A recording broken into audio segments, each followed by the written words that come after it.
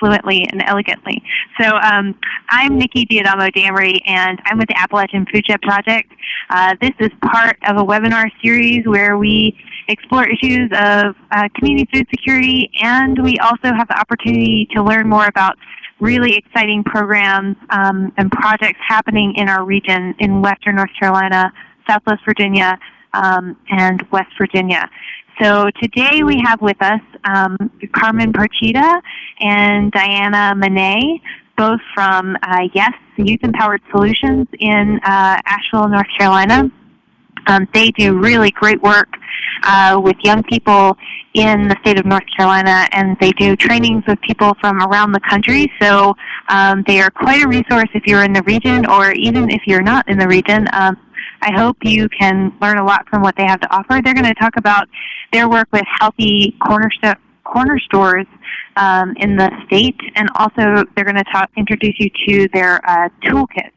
So without further ado, I'm going to turn it over to Carmen and Diana. Thank you. Hi, my name is Carmen Procida, like Nikki said. Thank you so much. And I am a youth staff member here at YES. So I've been with YES for about 3.5 years now, and I'm so lucky that I got out of school early today so I could be here with you guys. Yeah, thank you so much, Nikki and Appalachian Foodshed Project for having us. My name is Diana Manee, and I have been with YES for about 5 years, almost 5 years now.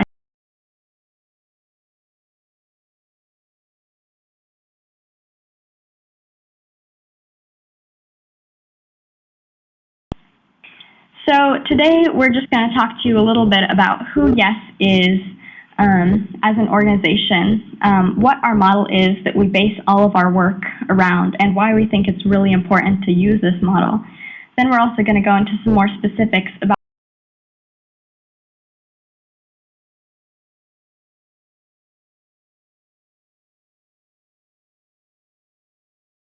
hope to share some of the resources that we've used with you guys so that you can go back and make the change in your own community. So YES is a nonprofit organization that has been working since 2001, but we became a non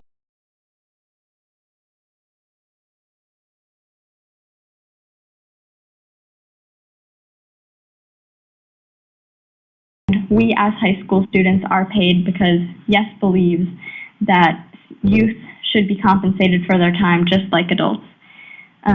And we are a statewide organization within North Carolina that is based in Raleigh, but we do work nationally, so it's fine if you're out of the state. We would love to work with you.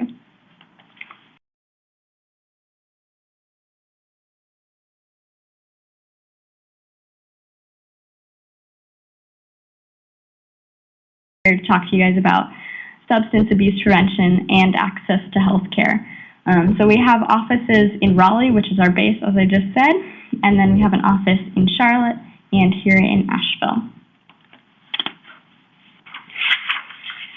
This is our YES Youth Empowerment Model, and this is the model that we base all of the work that we do here at YES and all of those initiatives on. We feel like these three components are really important to the work that we do and really important to advocacy. Not specifically youth advocacy, but with advocacy in general. And we feel like there is a need for the order as well. So the first one is skill development, and we feel like that is the piece where you're really learning how to be a public speaker, how to do a letter to the editor, how to do research. The second one is, in my opinion, the most important and quite often the one that I think we forget about the most when we're working with youth, and that's the critical awareness piece. That's the piece that really helps youth understand the so what questions. And I feel like that's so important because quite often we bring youth with us to events and haven't really given them the skills or the critical awareness that they need to be prepared for that event. And so if they're out in the public and a question gets asked of them, they're unable to answer it, which then leaves the youth feeling really let down by you as an adult, as well as it really changes the opinion of youth from the adult that asked that question. And part of what we're dealing with when we're working with youth empowerment is these ideas that we all have as adults about youth, that we generalize youth in these certain ways.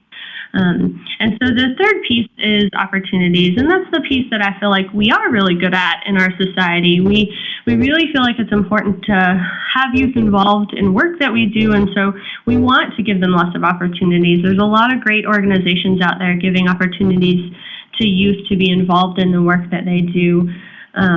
But without those first two pieces, you're not going to have as good of outcomes. And so in order to really make sure that your investment is worth your time and is going to get you the payoff that you want, you and the youth, your partnership, it's really important to make sure that we have all three of these components in youth empowerment. And so what does that look like in practice? How do we begin to involve youth? The first one is maybe kind of the easiest, and it seems really natural, but I think we often forget, and that is the making space piece. So do you have seats on your board specifically for youth? Are you and the other adults in your organization ready to work with youth? I think it is a little bit of a learning curve, and you do have to be prepared and ready. And so is everyone on the same page, and is everyone excited about having the youth there? And are the youth going to serve a purpose? Are they just going to come and sit quietly at the meeting, or are we really going to have them involved actively and importantly in the work that we are doing? The second tip I'd give is the be quiet and listen part. I can't tell you how many times I've sat in a panel of youth and adults where it is just the adults talking. And when the adults are repeatedly saying, we need to listen to youth, we need to listen to youth, but they're not ever being quiet. And occasionally that's what it takes. It takes us making space physically and emotionally and mentally in that room for the youth to be fully engaged. The third tip is making sure that you're working with their schedule. So just like Carmen, she has an awesome school schedule, and so she is able to come be with us today. But if you're hoping to have youth at your meeting and it's at 2 o'clock on a Tuesday during the school year, that obviously really hinders them. And it is, I know that seems so easy, but frequently we have people tell us that they've been trying to get youth to come to their meetings or trying to recruit youth, and they never show up. And almost always meeting time is an issue. And along with that is transportation. Youth have limited resources when it comes to transportation, and so especially out here in the western part of the state. So is there a way that you can go to where the youth are? Is there a way you can meet with them after school at their location, or can you provide some sort of transportation for them? And then the last piece of advice is asking what they need to participate and giving it to them. I think it's really important to really hear what the youth are asking us for, and to not just have youth there for feedback, but to take that into consideration. Only two things happen if a youth have a suggestion and it seems really outlandish to us. Either it is a little outlandish and we talk that through, and the youth gain some critical awareness, so the next time you're working with them, the ideas that they're giving you are much more tailored to what you need and what's possible, or that outlandish idea will work. And we, as adults, are so used to seeing the red tape and seeing the doors closed that we forget to really look outside the box. And sometimes we need that fresh voice in the room. So really, making sure that we are actually hearing what the youth are needing and requesting. So here we have a video. People are always asking us, why should we involve youth in food access work? And this video is actually youth that we work with here in the Asheville office, one of which is Carmen, so you'll get to put a face to the name. And this will tell you a little bit more about why the youth feel like they need to be involved in food access work. And Nikki, I might need a little help with the video, maybe?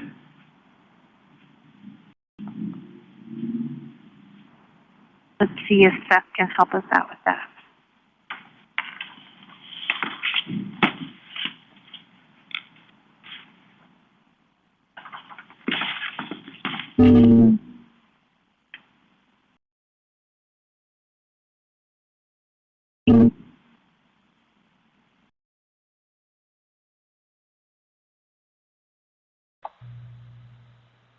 Hello? Seth, can you help us with the video? Yeah, let's see here. If I can get it up here. I thought it was already added here. Jeannie said that she added it. Give me 1 second here. Thanks. Are there any questions so far that we could take while we're waiting?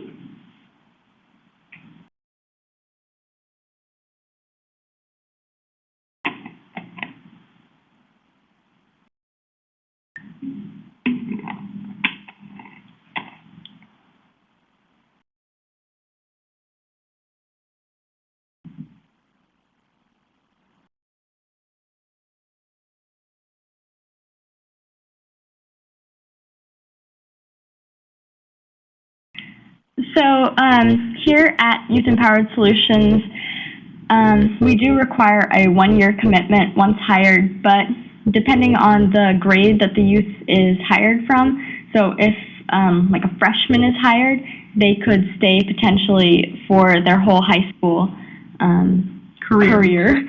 So just as long as the youth is in high school, they are welcome to work with us. But we do have a minimum of 1 year. That's a great question. Thank you, Julie. I was able to get the video up, and I'll play it right now.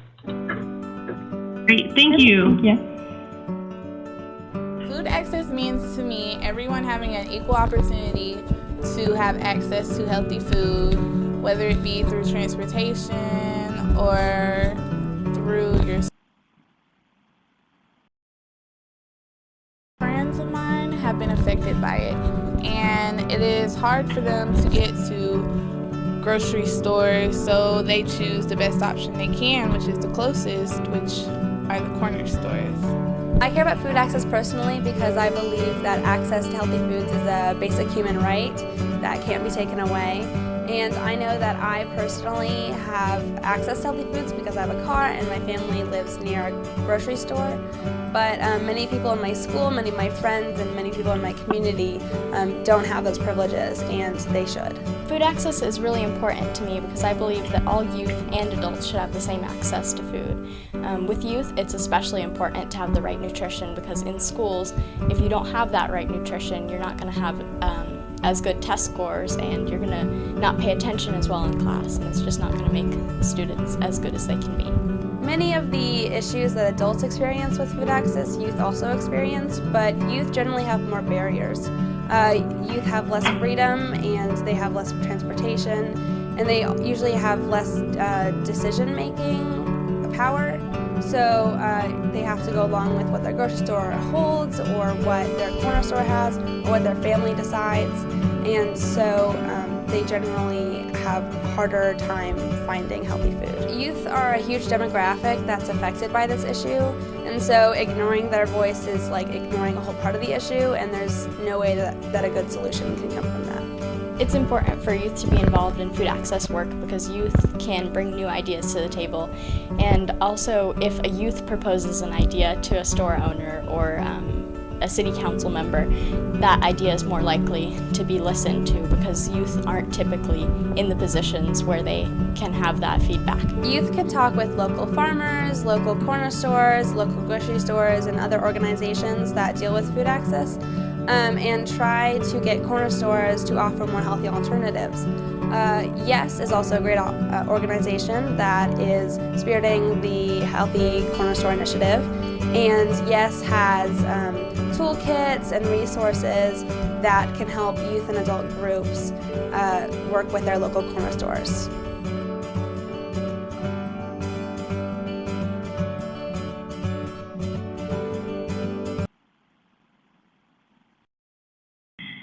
Great, thank you so much, Seth, for helping us with that. So that was some youth from the Asheville office who have worked with us for a couple of years, and we really feel like it's important to hear it directly from the source as to why youth feel like it's important for them to be involved in this work. And so you got to hear it directly from them. And then also they talked a little bit about why we are doing some corner stores work as a result of some of the food access issues in our community. And that's what Carmen is going to continue to talk with you a little bit more about. So as youth, as we said in the video, we have less access to transportation, less decision-making power, and less financial security. So that basically means that we don't have full-time jobs because we're in school. So at the most, we can have like a part-time job, but that's not going to give us the amount of money that adults have so that we can purchase food. So with our limited access to transportation, many youth go for the options that are close. And so for many that live in low-income areas, they are going to have corner stores instead of having a grocery store next to their house. And so at corner stores, we have seen that there's less healthy food, if any, and we really want to change this. Because also when youth are involved in making change, youth are more accepted, the views are more listened to. So if we as youth go up to a store owner and talk to them about why they need to have healthy options in their corner store, they're much more likely to listen to us than some adult who just comes in. So some of the process that we have gone through is we picked stores that accepted EBT and SNAP because customers who have lower incomes, we want them to have the same access to these healthy foods that people of higher incomes have.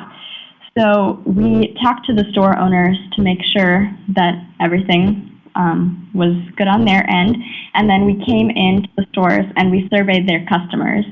So when we surveyed their customers, we were looking for a few main things.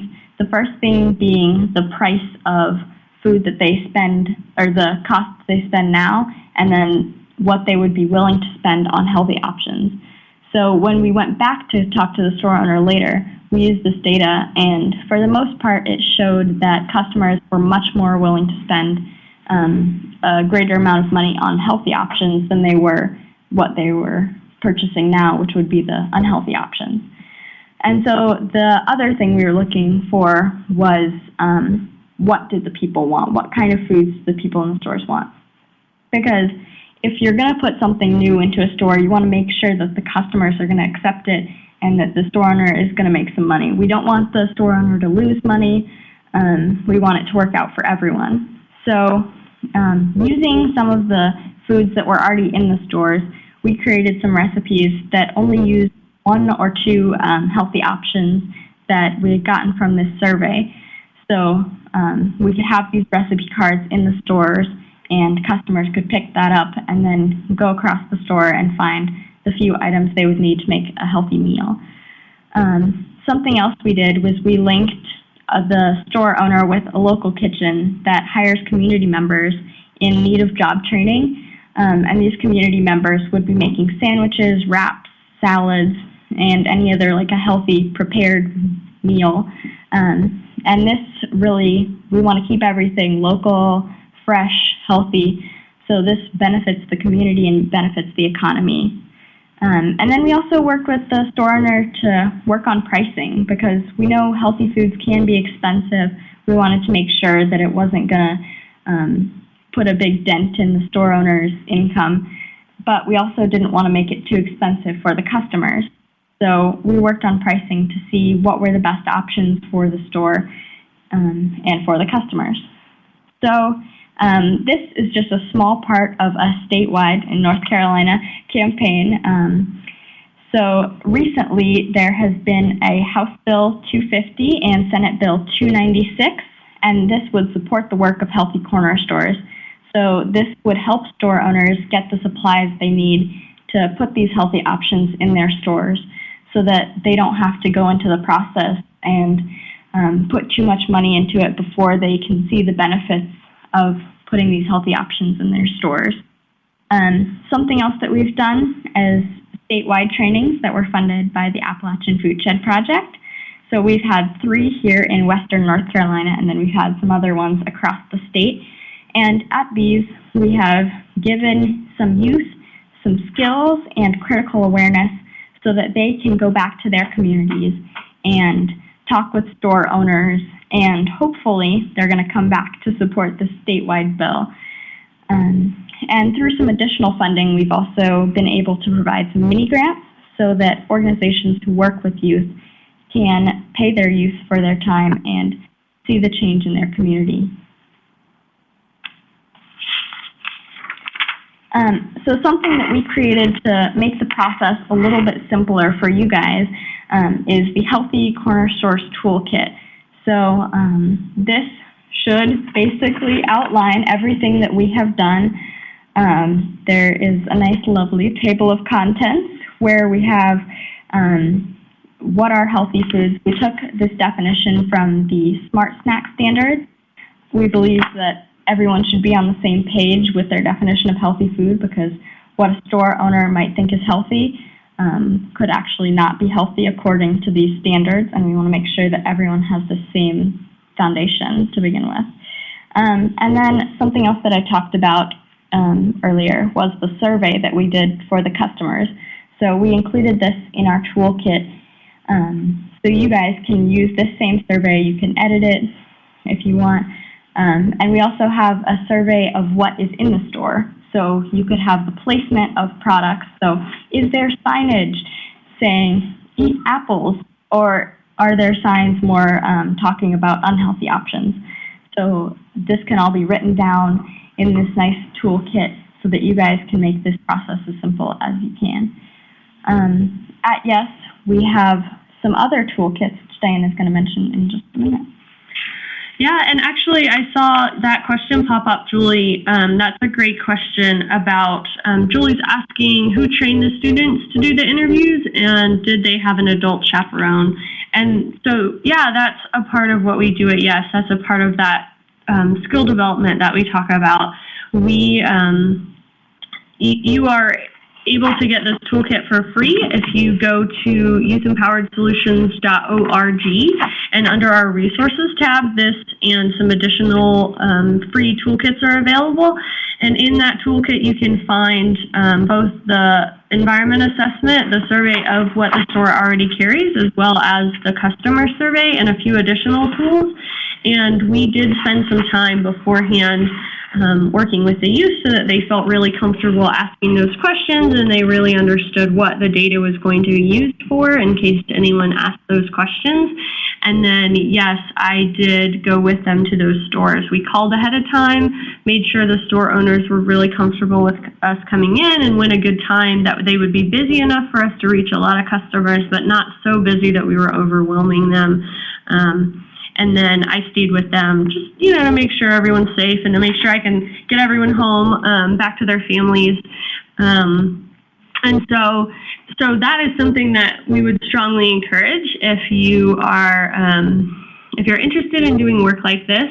Thanks, Nikki. Nikki put our website on the chat box there, so you can click on that link and you can kind of check out our organization a bit more and check out some of the other resources that we have. And I would highly encourage doing some training in your space before you go out with the youth. Additionally, we're hoping to have one webinar. So one thing that Carmen spoke with you about was we have provided 3 trainings across the western part of the state as a result of this AFP funding that we received. And we're also going to open that up to a webinar. And so if folks are interested in doing this kind of work and would be in need of a little bit of additional pot of funding, we could tap into some of those mini grant funds that Carmen also spoke about, and you and some youth could attend the webinar that we are hoping to do, which I can make sure to get Nikki details of once it's all finalized, and y'all can log on and be with us for a part so we can talk with you a little bit more in depth about the toolkit. So as Carmen was mentioning, this Corner Store's Redesign Toolkit is one that we have created. We also have some additional toolkits. We have one around healthy vending. We have one around lunchroom redesign, which is an awesome, you have about $50. You can do a redesign of lunchrooms, and it's really shown that just moving placement of foods helps youth really see the healthier foods as opposed to the more processed foods, and it is increasing sales of healthy foods in certain schools. And then we also have toolkits that are in some of our other initiatives that Carmen spoke with you about earlier. Additionally, YES does provide youth trainings. We have this Corner Store training, and then we also have trainings more broadly in food access advocacy work, and then in all of our initiatives. And so if you're working with a group of youth and you feel like those youth are really ready to make the next step to become advocates, we can help with that. Additionally, we provide adult leader training, and that's really to help your organization increase its capacity to involve youth at a meaningful level. And that's kind of that piece we were talking about earlier. Are the adults in your organization ready for this? Wanting to have youth involvement and being ready to have youth involvement are two kind of different things. And then we also can provide consulting. So we understand that it is an investment to involve youth, especially at the level that we do, and we understand that that's a process, and so we can provide consulting services along the way to help that, make that a little bit easier. So it looks like we already have one question, and I would love any additional questions. Josh, it looks like you're asking about liability issues that arise when recruiting youth volunteers. That's a great question. As part of YES's consulting, we provide some tools and resources that we have used that involve parental or guardian permission slips. We have one broad permission slip that allows the youth to work with us on a pretty day-to-day basis, and then anytime that we travel with the youth to a training or we're going to an event that involves them getting in our car and driving with us, we get an additional paperwork signed so that their guardians are really comfortable taking us. And then we also, there are issues with with your insurance that you would have to kind of clear with whatever lawyer your organization uses to finalize all of your paperwork. But those are really great questions, and those are questions that we get a lot when we're doing adult leader trainings and consulting. And so we have a lot of experience kind of helping talk people through that. If it's something that you're really interested in, we can give you, more detailed tips on that. So are there any additional questions?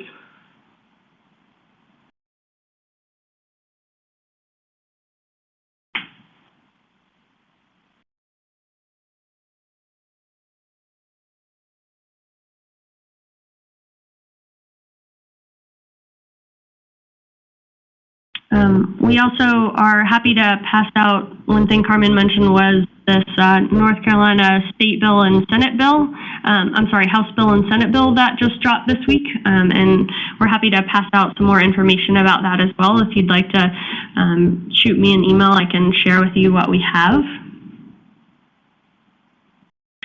So we have another question from Josh about the customer surveys, if they were done in person or online. So we actually went into the corner stores to do these surveys, but you could do them online if the store was willing to help set that up, or if you set that up for the store. But we found that if you're actually in there and you're talking with the people, they get a more personalized sense of why you want to do this work instead of just saying, here, fill out this survey. But that's just our experience, so you might have some good luck with doing it online.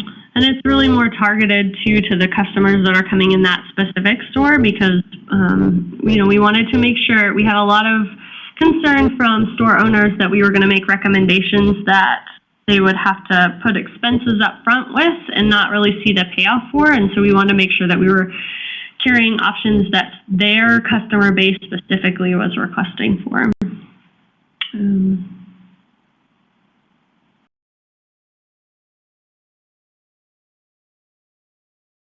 We should have prepared some song and dance routines too for the downtime. We apologize. We'll do that next time.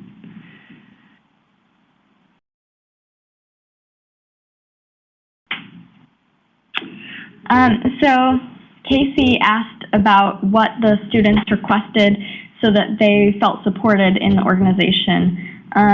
Here at Yes, we do, we text back and forth.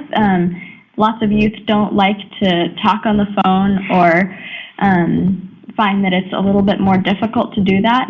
So we communicate mainly through text or email just so that everyone can be on the same page and we can do that. But.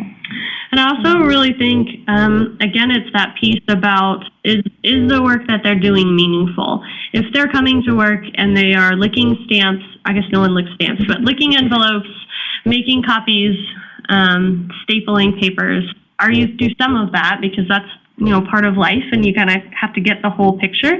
But is the work that they're doing really really meaningful? I think that keeps youth engaged. And additionally, as Carmen mentioned, that is why we pay youth, because we feel like you can be really passionate about something, but you also have school and you also have family obligations. And so offering some stipends or pay in some format allows a really diverse group of youth to work with you. Unfortunately, we live in a world where middle and high school students are oftentimes having to work to help pay some of the bills or to help buy food, to pay some of those school expenses. And so we feel like offering a stipend allows a bigger opportunity for youth to come work with us, youth from all different walks of life, as well as it really allows us to hold different responsibilities for those youth. Because it is a position that is technically considered a job, it allows us to really have high expectations for the youth, which I think high expectations in their own right really keeps the youth engaged because they feel like you value them because you expect things of them. But additionally, we do offer those stipends or the paycheck. That's a great question, Casey. I hope we did a good job answering that. Yeah. We've got one more question about addressing junk food in corner stores.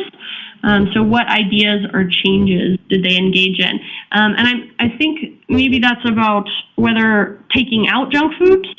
And Carmen, do you want to speak to that? Yeah.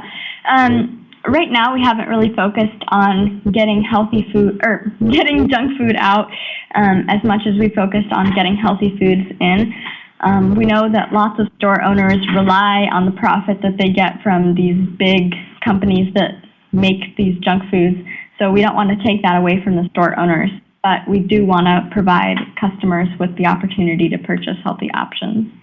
Yeah, and we've talked a lot about placement, and so maybe putting that junk food in the back and putting the healthy foods with fresh, green, pretty signage on things, which we are hoping will eventually mean that knocks out some of that junk food. If people are making profits, there was a corner store in Pitt County that was making a 50% profit on fresh produce that he was selling, which is higher than corner stores make on cigarettes and candy bars and chips and soda, which are their high profit items. And so if we can make it so we are replacing their income with sales of healthy foods, we're hoping eventually that means that they'll start knocking some of those junk foods out. We did not have a corner store that would be even willing to entertain the idea of carrying less junk food because they really feel like that's what is paying their bills right now. And so we're hoping that'll work itself out in the long run.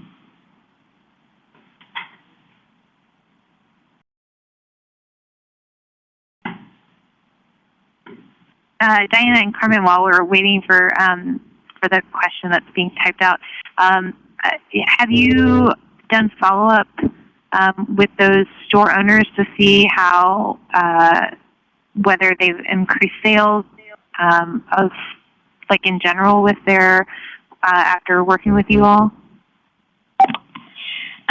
Yeah, so at this point, we haven't really had enough time to let the store owners sink in with this new healthy food, but we definitely are going to go back to do these follow-ups.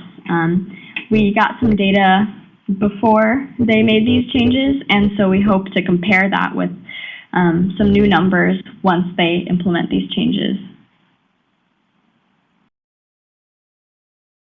And while Julie has a question, so I'll let her go first. What data did you collect?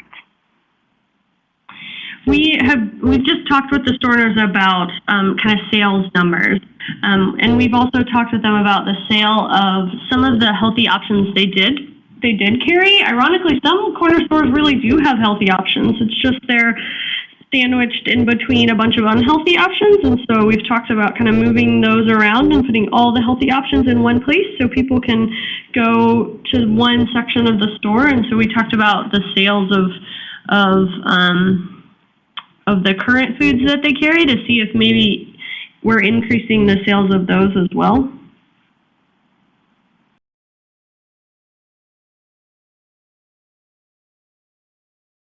And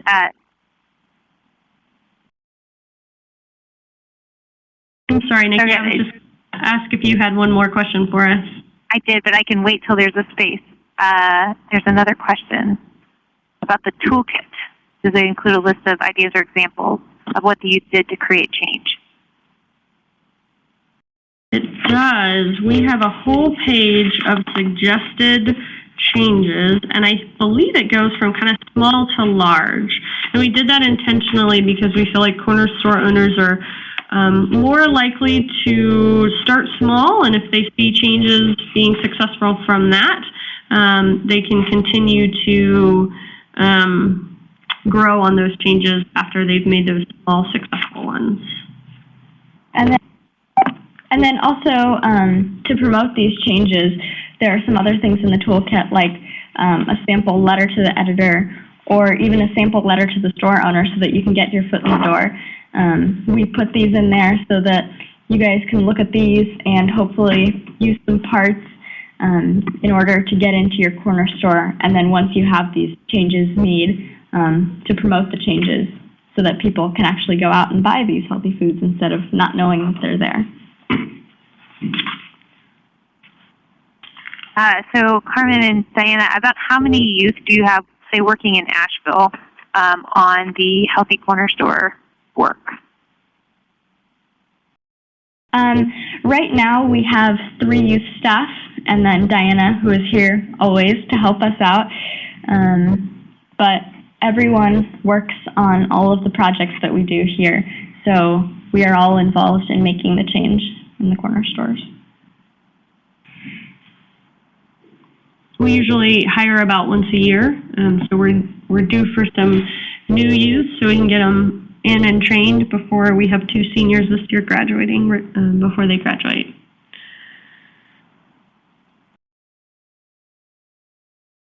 So Julie had another question about collecting the new data and what is our time frame for that.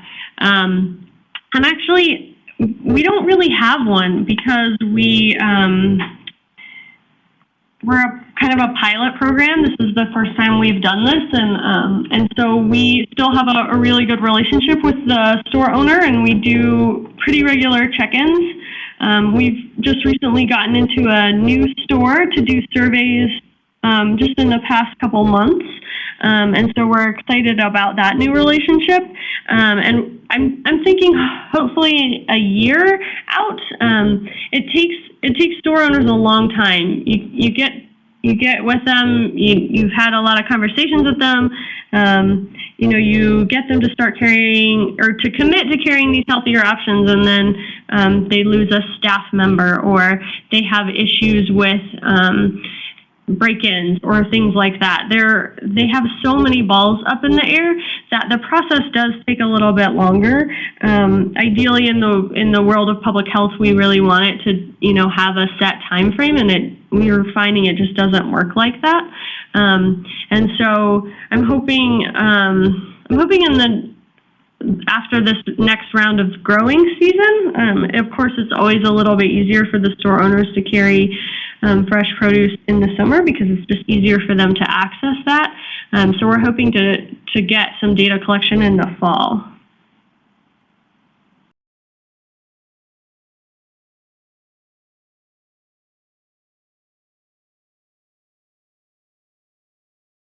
Carmen, while we're waiting for the next questions, from your involvement with Yes, what's been the most exciting or rewarding part of doing this work?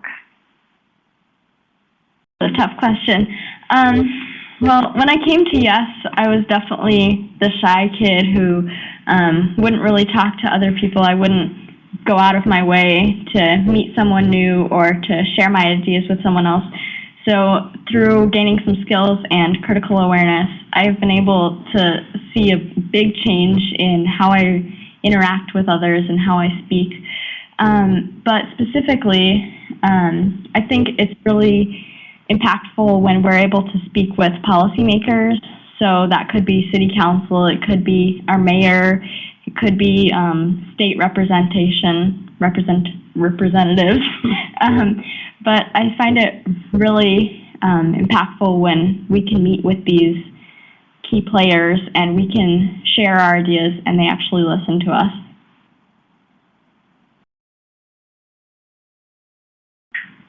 That's really great. Thank you. And I think there's another question on the chat box. Yeah, so that's a great question about promoting fruits and vegetables and potentially connecting store owners to farmers markets to create some sort of collaboration. So Carmen talked a little bit earlier about here in the Asheville office, we have a local kitchen that takes community garden food and does some value added to that, makes some sandwiches and salads and wraps, and so we've made that connection. And then we also have started conversations with the tailgate market that is up the road from the corner store, and we have a mobile market here in Asheville just getting started, and so we're also trying to make that connection because it seems like sourcing is one of the main issues for corner store owners, and so if we can kind of help alleviate some of that issue by, if there are farmers at the tailgate market who know they have a box of produce that's still good, they can still make a profit off of it, but it won't last until the following week, till the next tailgate market. If they're able to connect that with the store owner, and then the store owner can sell some of that produce, that benefits the farmers, that benefits the store owner, and it benefits the community because there are really limited hours on the tailgate market. And additionally, if that mobile market is successful and up and running, potentially we can work out some sort of drop off for produce or something like that, which would be amazing as well.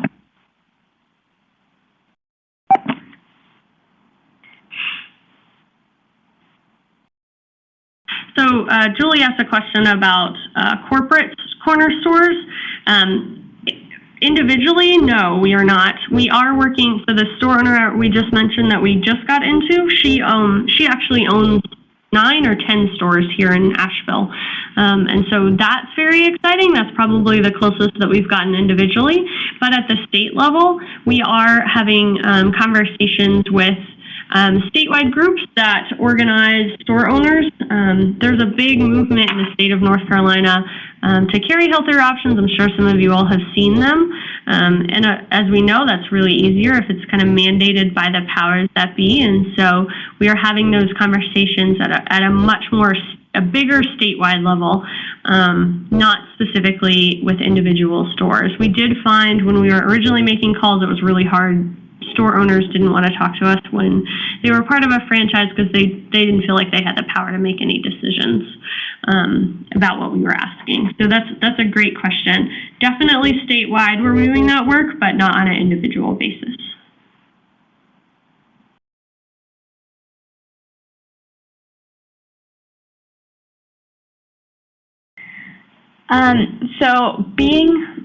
We had a great question about youth and the use of social media to communicate.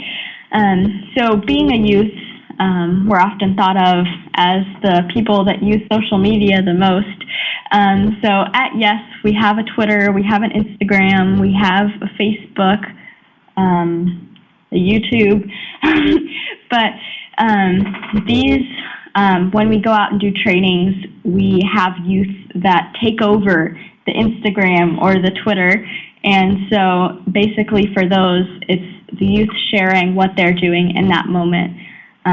But we also do use our Twitter and our Instagram and our Facebook to promote any changes that we're making. So if there's a bill that needs to be passed, we'll put that up on social media just to increase the reach of our... Yeah, and we'd love it if you wanted to friend us on Facebook or follow us on Twitter and Instagram. We use those tools and resources a lot. They're a great way for us to share information about what we're doing and about what our partners are doing. And we are one of the organizations that most of what you are reading, we have a really active website that we put up lots of blog posts. And most of what you are reading is written by one of the youth that work here at Yes, one from the different initiatives that we have. So quite frequently when you are checking out our social media, looking at our website, you are getting it straight from the mouth of a youth.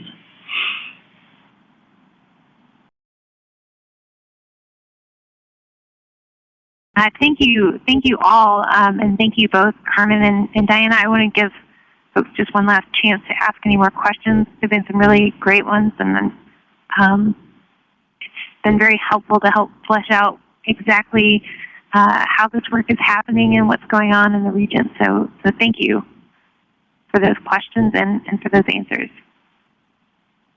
Thank you for having us. We love it. Engaged. Thank you.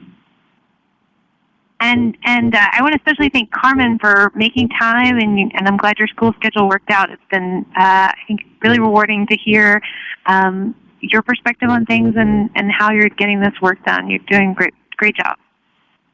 Thank you so much. Yeah, I'm glad that I can share my experience with you guys so that hopefully you can go back into your community and use youth in a way that compensates them for their time and makes them feel valued.